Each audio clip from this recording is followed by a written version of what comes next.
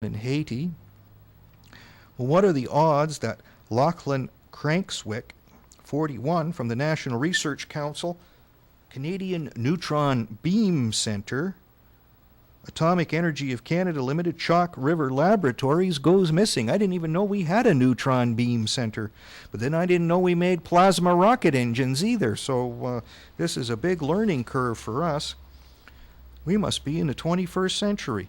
So this guy collaborates with scientists all over the world on neutron beams and cutting-edge science technology, something called crystallography as well.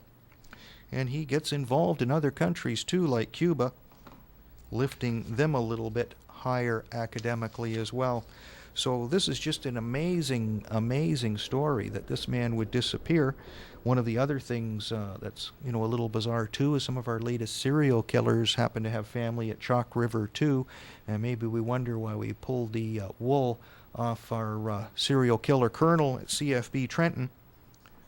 Maybe that was one of his last jobs, was to get this scientist and shut him up, because we can't let people know we made a earthquake in Haiti, can we? Or any of these other neutron beam experiments of the 21st century. So you just want to watch the Olympics and play dumb. We'll take over the world, no problem. It's worth the money.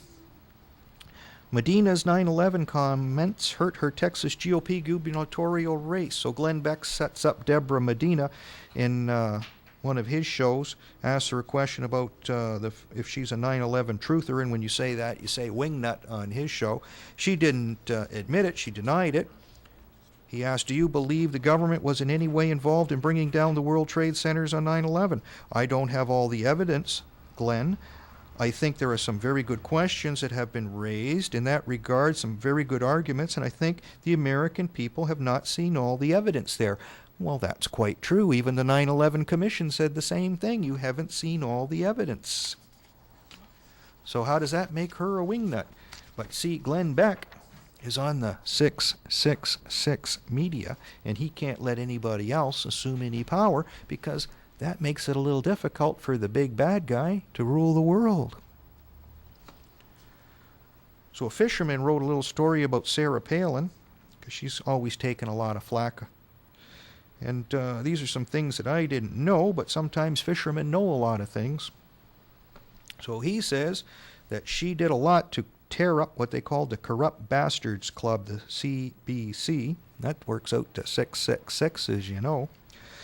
And sent them packing. Some of them are even wearing orange jumpsuits in the state prison system. Good girl, then.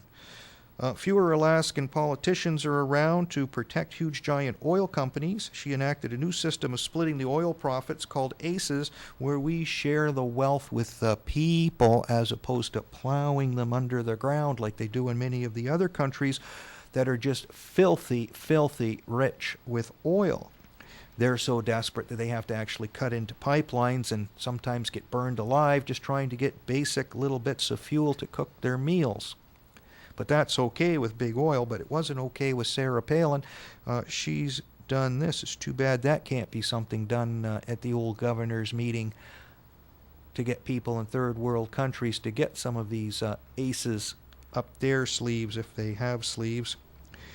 Then she went after all the pork barreling going on in Alaska. 85% of these contracts and gifts and whatever, outright thefts, went into the When Hell Freezes Over department, it says, so the money was saved from those evil taxpayers.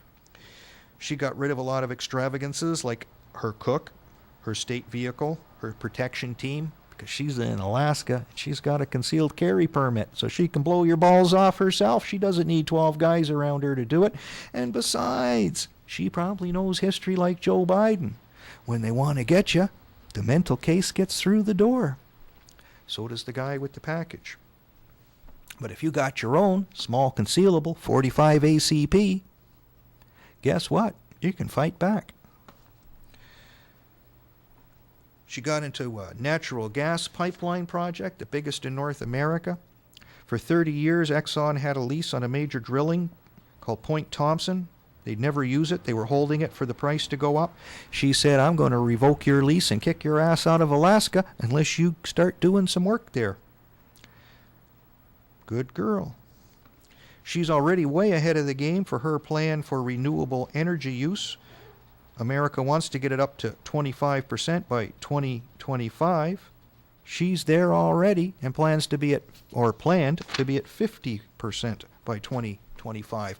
One of those little things that came across our block here was something called the Bloom Box. Bloom Energy.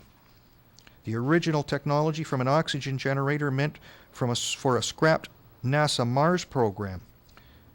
They had $400 million in private funding for this fuel cell. Oxygen comes in on one side and a gas from another side is supplied.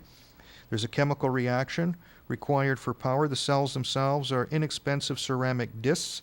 The discs are separated by a cheap metal alloy, and you pile these things in stacks.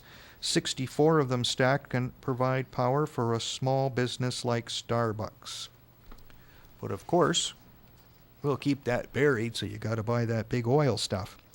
AT&T is supposed to get a femtocell going, so you have a mini cell tower in your home, and that way you can radiate your balls close up.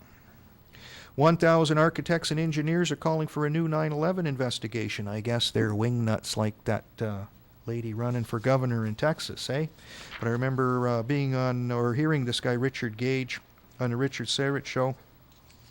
And the truth is the truth is the truth is the truth, and one day it's going to come out, and we should be hanging traitors at that point. The Dutch government fell over Afghanistan, but it really doesn't matter. They don't have to fall too far because someone else will pick them up and go right back to where they left off. Canadian soldier was charged with murder, and in our infinite wisdom, we put him back to work so we can train him better, just in case, he's ever got to go to BC Place and get through the door. When somebody important's there, maybe he's getting prepared for when Obama comes to Toronto, and you just can't have your sniper go down for murder by beating the shit out of some guy. You got to keep him handy and well trained to do his job. The Iraq War is going to be renamed Operation New Dawn. Well, isn't that fantastic? But bullshit's still bullshit. Texas supplied newborn blood samples to a forensic database. They're giving away that stuff down there, and they are in other states too. California, Minnesota, and Florida have also supplied infant blood products so that we can start getting that big DNA database. You see, this time, we will know who's the master race and who's not, eh? No sneaking away this time. We'll have your DNA. Hugo Chavez is left in the dark with El Nino power failures, maybe, or maybe there were some other kind of power failures. Struggling towns are beginning to print their own cash. Isn't that fantastic? The Detroit Cheer, and there's a good name for a buck. But this is something you can do, anybody can do. You can even do it here in Toronto. We had a little alternative cash system going here as well for local businesses, so it doesn't hurt to get prepared and have something like that set up just in case, because if these guys take the economy down to any degree, we can still get by. That's what happened in Argentina. It was a shock at first, then you crawl out of the hole and you go, what can we do? Build over, start over, do it again. Citigroup was warning its customers it may refuse to allow withdrawals without 7 days' notice. A man bulldozed his home to stop the bank from getting it. Britain is at risk of a worse deficit crisis than Greece. Well, isn't that a surprise? Because this stuff doesn't work. This Federal Reserve banking system, this debt money system, it just doesn't work. It was designed in the Communist Manifesto. The Communist Manifesto is designed to take you apart, not build you up. You just give these turkeys the ultimate credit card to use and abuse until they destroy you. That's what it's all about. Like one of the little analogies I had about the guy in the plane who crashed it into the building, because a lot of people just duck and cover when issues like that happen because, oh, it looks bad and I don't want to be associated with anybody who's bad. Ooh, ooh, ooh, like, maybe he resisted the government or something. Ooh, ooh, ooh, it's like inky and stinky, and the 666 media tells me what to think, and that's what they said. Glenn Beck would be there for sure to lambaste us, but my analogy is a little bit different. We'll make a statement. A husband has a right to beat his wife. Wrong. The New World Order told us that's wrong for many years now. A woman has a right to get out of a dysfunctional relationship. an abusive relationship. Bing! Of course she does. Well, let's go to the macro.